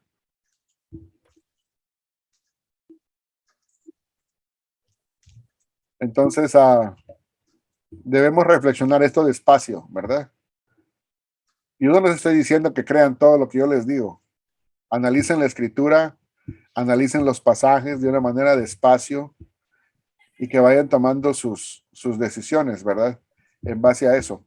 Ahora, en cuanto a la expiación universal, son unos poquitos pasajes también que les voy a dar, pero hay muchos más, ¿no? Sí, hermano Alexander. Hermano, con esto que estamos nosotros viendo, me surgió hace un poquito una duda. Bueno, con los pasajes que hemos visto, se puede ver de que sí se puede resistir a esa gracia. Es lo que yo estoy entendiendo. Ajá. Y no es lo que están explicando, entonces, pues, la aclaración la necesitaría. Bueno, entonces, desde esta perspectiva, entonces, el libre albedrío sí puede ser algo factible en la vida del ser humano en cuanto a rechazar o no rechazar ese llamado de Dios. No sé hasta qué punto el libre albedrío podría tener alcance, hasta dónde ese libre albedrío podía llegar y hasta dónde el mismo puede estar limitado. No sé si... Sí, es una cosa muy interesante, ¿no? Lo que nosotros vemos en la escritura respecto a la incapacidad total, que es bien obvio de que el concilio es lo que quiso tratar de preservar en la enseñanza, de que ninguno de nosotros puede acercarse a Dios nada más porque quiere o porque le nace naturalmente, sino que estamos totalmente inhabilitados en ese sentido y Dios es el que toma la iniciativa en la búsqueda del ser humano. Siempre ha sido así, ¿verdad? Desde el primer Adán cuando cayó, no fue Adán el que estaba buscando cómo reconciliarse con Dios, sino que Dios paseaba por el jardín y le dijo, ¿dónde estás? ¿Dónde estás tú? Le dijo, ¿no? O sea, Él es el que toma la iniciativa de buscar al hombre y de restaurar esa relación. Ahora, siempre ha sido así. Luego, por ejemplo, 6:44 de Juan dice que nadie puede venir al Padre, dice Jesús, si no es traído por el mismo Dios, ¿verdad? Entonces, es muy importante eso. Pero busquemos esa parte también. Juan 6:44 y verso 65, ¿cómo dice? Eh,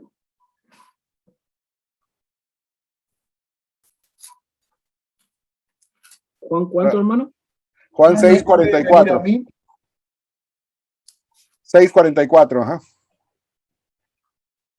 nadie puede venir a mí si el Padre que me envió no lo atrae, y yo lo resucitaré en el día postrero.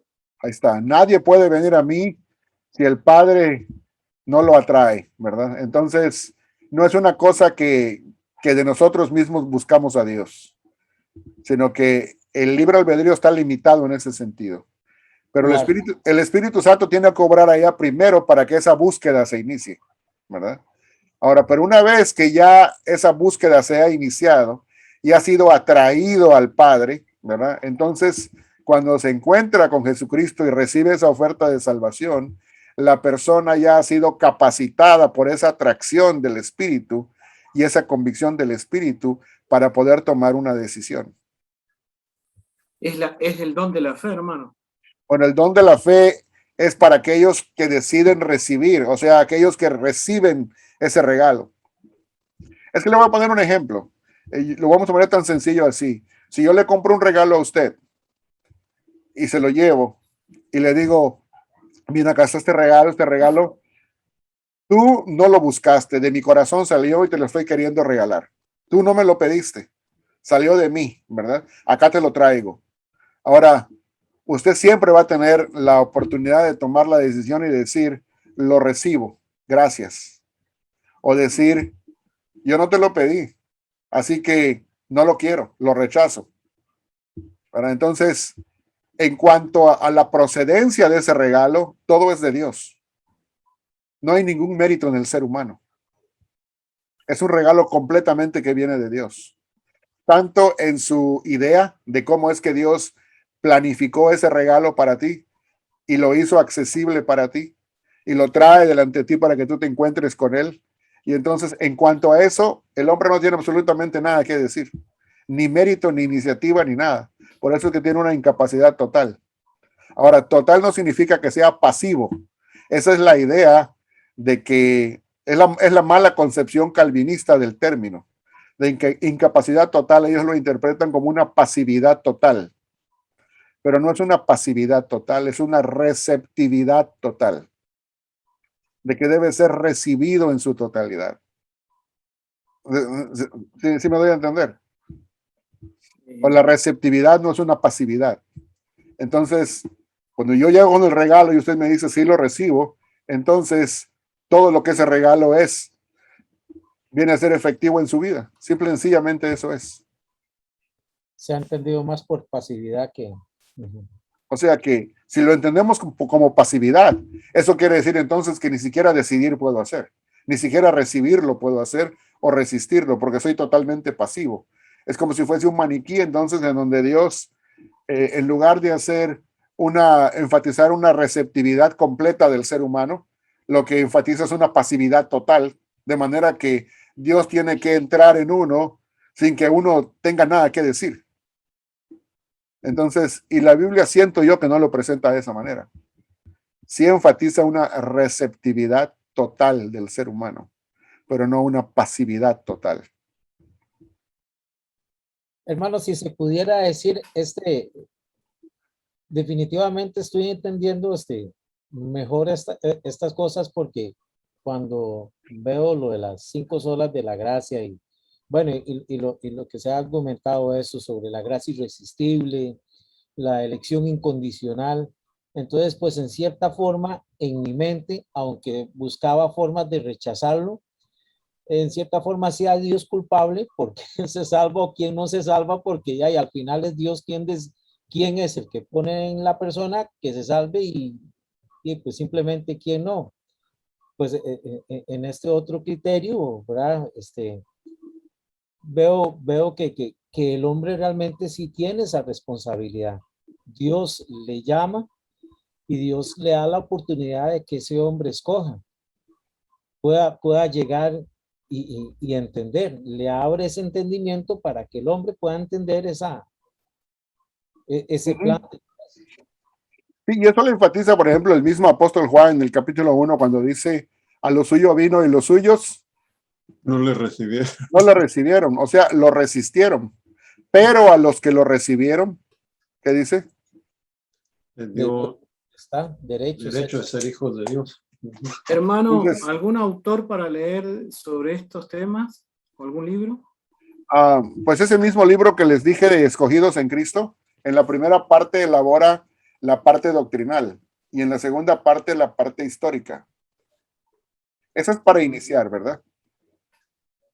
¿Ese usted lo compartió por el correo o por Sí, Facebook? lo compartí en ambos lados. Se los envié Lo por estuve clase y buscando en el también lo correo y no subí. lo tengo. Lo subí al Pero está en el Facebook Facebook. también. Ahora quiero que ustedes vean este otro pasaje, porque uno pudiera argumentar y decir, bueno, Dios atrae pues a los que Él quiere salvar, a los elegidos. Si estamos razonando esto desde una perspectiva netamente calvinista, va a decir, bueno, es que Él atrae a todos los que Él quiere salvar, pero no a todos. Ahora, quiero que vean Juan 12:32.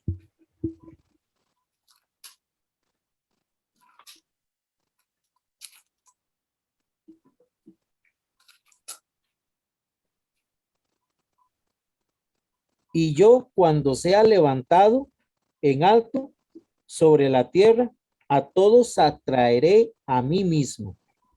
Y lea el verso que sigue. Esto decía, dando a entender de qué clase de muerte iba a morir. Ok. Entonces no está hablando de la ascensión, sino de su muerte, cuando fuera levantado en la cruz, ¿verdad? Dice, entonces cuando yo fuera levantado, a todos atraeré a mí mismo.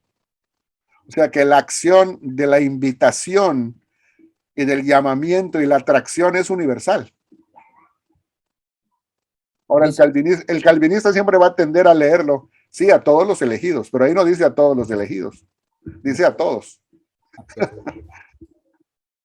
Es, Entonces, en base a eso, entonces, vemos una expiación universal. Y ahorita quiero compartir algunos versos que tienen que ver con la expiación universal. El primero es muy conocido, 1 Juan 2:2, ¿cómo dice? Hablar de Cristo es sumamente necesario. Ajá. Pues veamos este pasaje, 1 Juan 2:2. Y Él es la propiciación por nuestros pecados, y no solamente por los nuestros, sino también por los de todo el mundo. Entonces no podemos decir que nada más murió por los elegidos. Dice que Él es la expiación por los pecados de todo el mundo. ¿Sí me voy a entender? Solamente con ese se cae todo el sistema de la expiación limitada, ¿verdad? Claro, Lo que pasa, Benja, sí, en vista de lo que has venido exponiendo y la vía media que nos has invitado a pensar, que la verdad que agradezco es el aporte, creo que necesitaba en cuanto a que la verdad no está en las partes. Y acá tomaste, de alguna manera, fuiste conciliador con vos y tu tesis, ¿no? Con ambos, pero yo veo que los dos extremos, al fin y al cabo, tienen algo en común. El calvinismo también es antropocéntrico, porque pone todo el plan de salvación en la elección de algunos. Y ahí, obviamente, estamos nosotros, nunca va a estar, nosotros vamos a estar afuera, por supuesto, porque debe ser terrible ser calvinista y pensar que somos los no elegidos, ¿no? Imposible. O que tu hijo sea el no elegido. así Me parece es. una locura académica, racional. Y por el otro lado, los arminianos exaltando la salvación, si la quiero o no la quiero, como de alguna manera una salvación autogenerada. Pero hablo de los extremos, y eso es lo Claro. que ha llevado a debates irracionales, como llegar a decir que solamente los que son nacidos de nuevo pueden creer, de tal manera que hay algo casi oculto que Dios produce arbitrariamente en los que ya predestinó, los hacen nacer de nuevo antes de ser salvos. Es una locura. Raya con lo delirante, porque en pos de defender solamente la predestinación aparece la gracia irresistible, la elección parcial o la expiación parcial, y va todo ajustándolo a defender una tesis en forma acalorada, que a veces no nos damos cuenta. Alguien dijo, vemos con los pies, porque vemos según donde nos paramos. Y claro, el calvinista está parado en el calvinismo y sus 5 premisas, y no puede pensar de otra manera. Así es. Y el punto es de que, fíjense, cuando hablamos de los dos sistemas, arminianismo y calvinismo, no voy a hablar de la vía media, sino de ambos sistemas, como lo dijo Gustavo. Son perfectos esos sistemas, son perfectamente lógicos, pero no son bíblicos como sistema.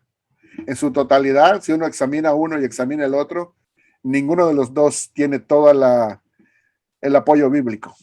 Son perfectamente lógicos. Encaja cada punto con el otro en su sistema, pero no con la Biblia. Pero en este último, Benja, que vos propusiste, es bien cristocéntrico, con lo cual uno realmente se para sobre una roca más firme y digo, bueno, exalta a Cristo como cuando él dijo, hagamos al hombre a nuestra imagen, y ahí sabemos que hoy la imagen de la deidad es Cristo, ¿no? Así es. Así que está en la misma creación, en la misma creación está el propósito. Así es. Ya desde antes de la creación, ¿verdad? Entonces, vemos que Cristo es el centro de todo. Y yo creo que desde el Evangelio tenemos la manifestación de la sabiduría de Dios cuando nos dice, el que honra al Hijo, honra al Padre, ¿verdad? Y el que le da cabida al Hijo, viene a conocer al Padre que lo envió. Si nosotros ponemos a Cristo en segundo lugar, como quiera que sea, eso opaca, eclipsa nuestro entendimiento del Evangelio, por muy bíblicos que queramos ser. Pero si le damos el lugar a Cristo que Él merece, yo creo que el Espíritu Santo nos ayuda a comprender todo el resto, porque le estamos dando a Cristo el lugar que Él merece tener, aún en nuestra teología y principalmente en nuestra teología, ¿verdad? Somos imperfectos y eso lo sabemos y lo reconocemos. El primer paso para poder avanzar en esto es reconocer que no lo sabemos todo, ¿verdad? Ni pretendemos saberlo todo, sino que estamos iniciándonos en nuestro estudio de la palabra. Somos realmente estudiantes novatos, novicios, ¿verdad? Comparados con el amplio conocimiento de Cristo. Entonces, estamos aquí como aprendices, ¿verdad? El único maestro es Él, ¿verdad? Los parvulitos. Entonces, pero en cuanto a este tema de 1 Juan 2:2, tenemos otro que es 1 Timoteo 2:4-6. Vamos allá.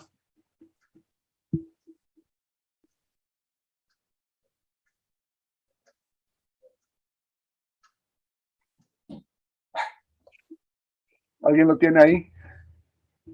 El cual desea que todos los hombres sean salvados y lleguen al conocimiento pleno de la verdad.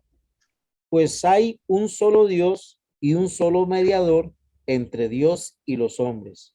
Un hombre, Cristo Jesús, el cual se dio a sí mismo en rescate por todos. Hasta allá.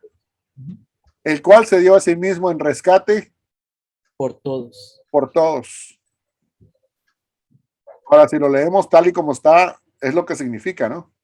Todos. Ahora, si queremos meterle teología, pues entonces alguien va a decir sí por todos los elegidos, ¿verdad? pero no es lo que dice el texto, ¿verdad? Cuando le metemos teología, por lo general, le metemos un sistema. Así es. Interpretación. Y viola la sola escritura. Sí, entonces, vamos aquí a otro pasaje. Una vez más, hermanos, no le estoy forzando a que ustedes acepten esto. Mi invitación nada más, mi sugerencia es que ustedes reflexionen en esta vía media. Y de hecho, si ustedes encuentran que algo no es bíblico, y lo quieren manifestar en la siguiente clase, cuando ustedes lo analicen, revisen el video y todo, estoy más que abierto para recibir su opinión, su contribución y ver si podemos aún entender mejor una vía media que realmente nos aclare a todas las dudas que podamos tener y aprender unos de otros. Porque yo no digo que esta vía media sea la última palabra. Esta es un primer esbozo de lo que yo pienso que bíblicamente enseña la escritura, pero soy un ser humano imperfecto, soy un gusano. Así que, como dijo el rey David, ¿no? Somos gusanos en esto. Entonces, el que tiene toda la gloria aquí es Jesucristo, ¿verdad? Entonces, pero el otro pasaje es 1 Timoteo 4:10, ¿cómo dice?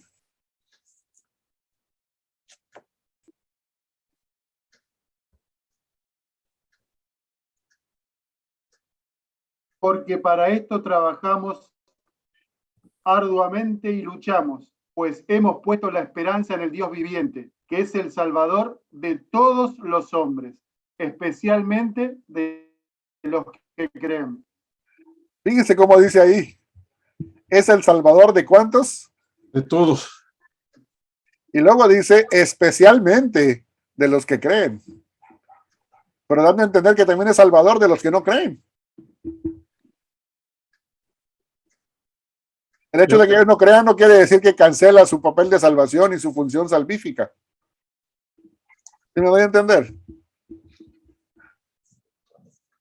Ese verso está poderoso. Ok, vamos ahora a Tito 2:11.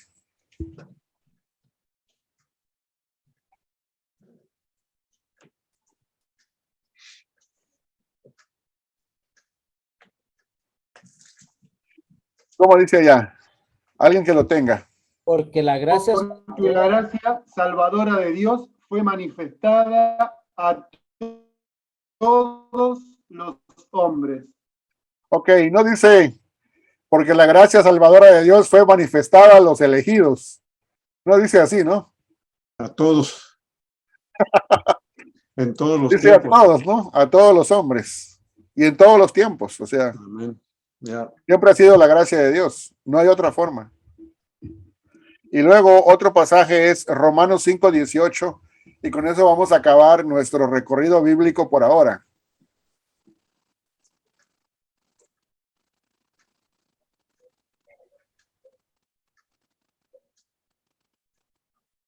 Quiero nada más presentarles esos versículos. Alguien que lo tenga ya, Romanos 5:18.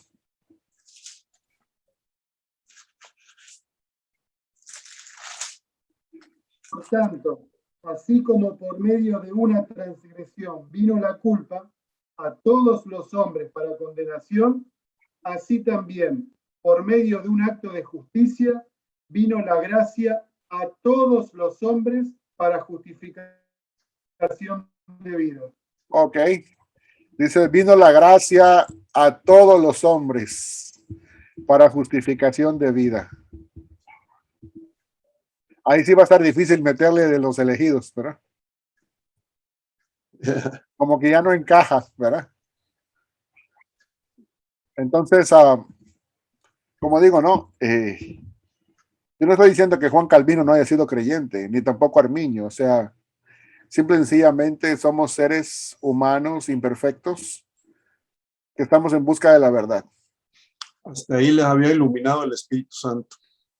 Bueno, pidámosle al Señor que nos ilumine a nosotros, ¿verdad? Claro. Que nos vaya dando el camino por dónde ir y el entendimiento de su escritura para saber qué predicar y qué enseñar y ser fieles a su palabra. Es lo único que podemos pedir. Y decirle, Señor, pues aquí estamos, ayúdanos, enséñanos, somos materia dispuesta y haz con nosotros lo que quieras, ¿verdad? Y de lo demás ya se va a encargar Él, ¿verdad?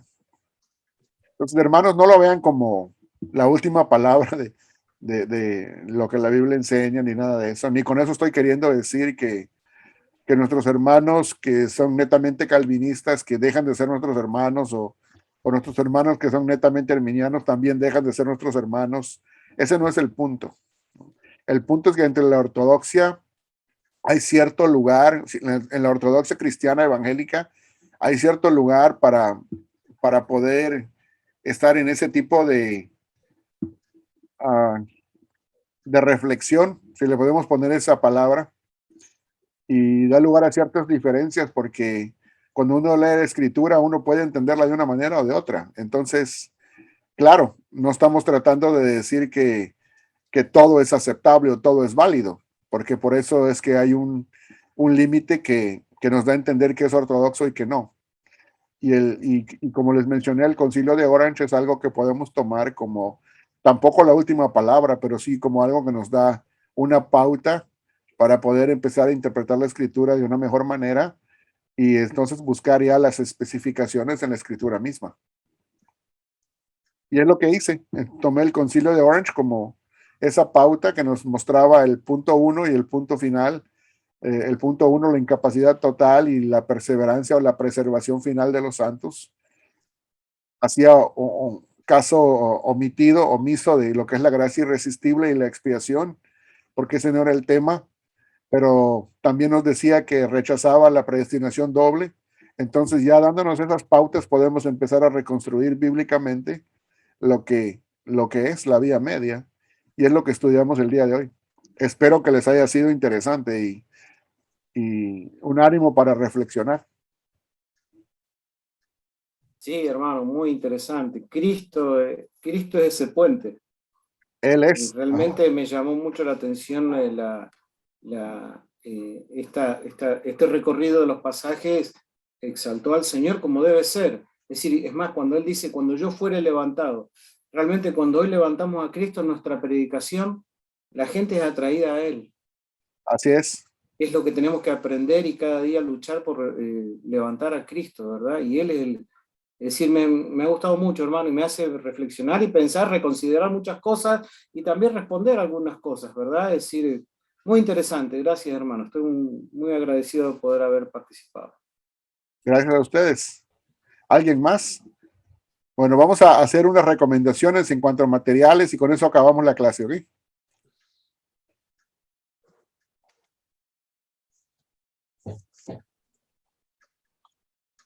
Bueno, entonces aquí tenemos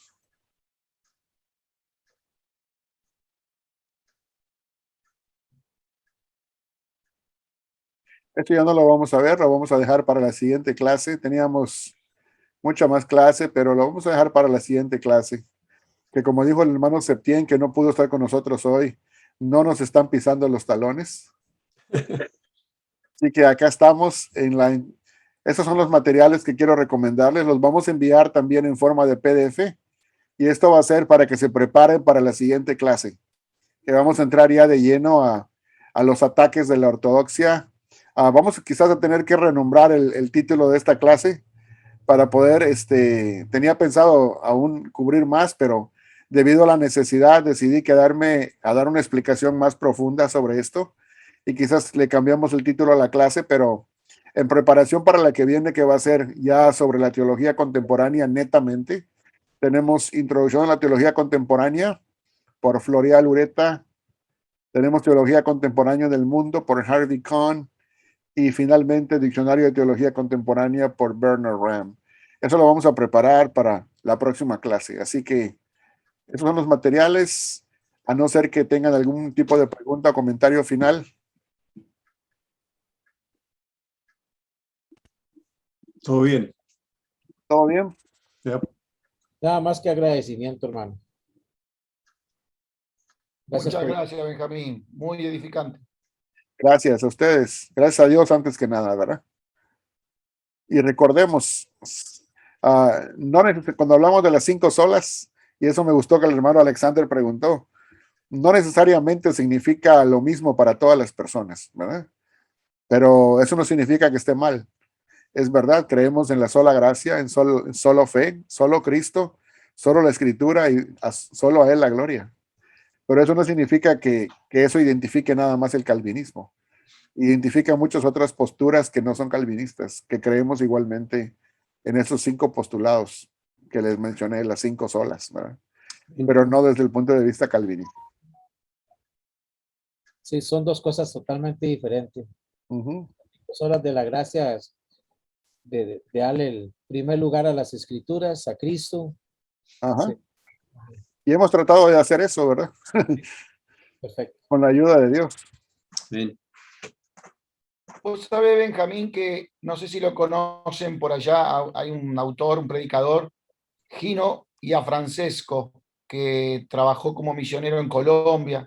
Bueno, ya partió, ya falleció, y él habla mucho de esto, escogidos en Cristo también, y habla de que hemos perdido la capacidad total, pero no la responsabilidad. Me pareció muy interesante esa distinción. Sí. Entonces, bueno, es lo que teníamos de clase para hoy. Teníamos mucho más, como dije, pero nos enfocamos en esto para poderlo dejar claro, porque pasarlo así muy rápido no iba a ser edificante, creo yo. Es como decir, nos dijeron del semiagustinianismo, pero no nos explicaron qué era, ¿verdad? Así que preferí explicarlo y cualquier pregunta, estamos a la orden. Pueden enviarnos un mensaje entre semana, ya sea por Messenger, por WhatsApp, por cualquiera de los tipos de comunicación de redes sociales comunes que tenemos, y estamos aquí para atender su pregunta si es que la hay. ¿Ok? Gracias, Ben. Gracias. Bendiciones. Nos vemos Bendiciones. nos vemos en 15 días. Una cosa nada más quería decirles antes de despedirnos. El día de mañana aquí en los Estados Unidos cambia el horario. Okay. Entonces, ahorita tenemos las 12:11, 12:12 de la tarde, pero ya la próxima semana, en lugar de que sean las 12, van a ser las 11. O sea que nosotros nos retrasamos una hora, vamos hacia atrás, ¿verdad? Entonces tomen en cuenta eso para que ustedes sepan, ¿ok? ¿Qué hora va a ser? De todas maneras, cuando vayamos a entrar a la clase, voy a mandarle a todos un mensajito que diga, en una hora nos conectamos, para que así haya un reajuste de horario. ¿Ok? Thank you, Ben. Muchas gracias. Bendiciones y nos vemos Paz. entonces. Gracias. Bendiciones. Estados Unidos retrasa, Benja. Así es. Shalom, Ubrajot. Saludos. Paz y bendiciones. Bendiciones. Oh, ahí está Luis. Dios te bendiga, Luis. Aquí estaba. Ok. Está por allá Amos. No nos sabemos de pedido de Amos ni de David. Bendiciones, Sí, Miguel. Bendiciones, Miguel. Gustavo. Saludos, Héctor. saludos, excelente. Dios me lo Bendiciones, bendiga. Bendiciones a todos. No se Bendiciones. olviden. Hasta luego. Pura vida, hombre, pura vida.